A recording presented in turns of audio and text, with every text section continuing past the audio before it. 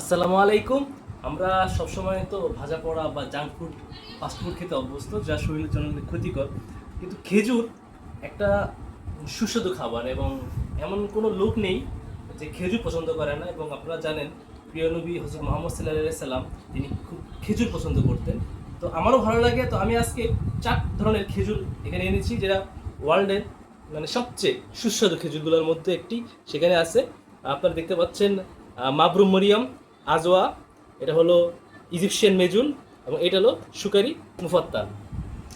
এই 4 ধরনের খেজুর আমি আজকে টেস্ট করব, দেখব কোনটা কত মজাদার, এবং আমি এটা মার্কিং করব 10-এর ভিতরে কত আসে। প্রথমে আমি নেই মাবরুম মরিয়মটা।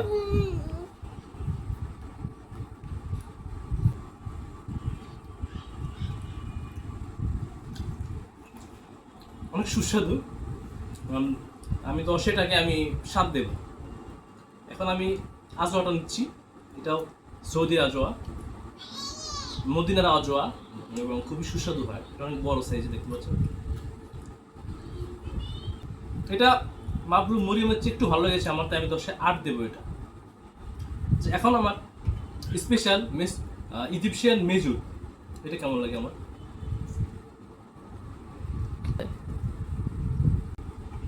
এটা আসলে মরিয়মের কাছাকাছি, এটা অনেক সুস্বাদু, কিন্তু এটা আমি 10-এ 7 দেবো। আজওয়াটা একটু এগিয়ে রাখবো এই দুটার চেয়ে। এবার আমার লাস্ট হলো সুকারি মুফাত্তাল। এটা খুবই নাম ডাকা আছে, খুবই জনপ্রিয় একটি খেজুর। দেখি এটা কেমন লাগে।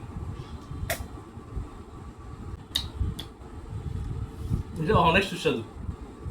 দর্শক, আমি যে 3টে খেজুর খেয়েছি আসলে এগুলো অনেক সুস্বাদু, কিন্তু এইটা সুকারি মুফাত্তাল এটা আমার কাছে একটু বেশি সুস্বাদু মনে হচ্ছে। আমি এটা খেজুরের যে ফ্লেভার পুরোটা এটার ভিতরে আছে, মনে হচ্ছে আমি গাছ থেকে পেরে খাচ্ছি।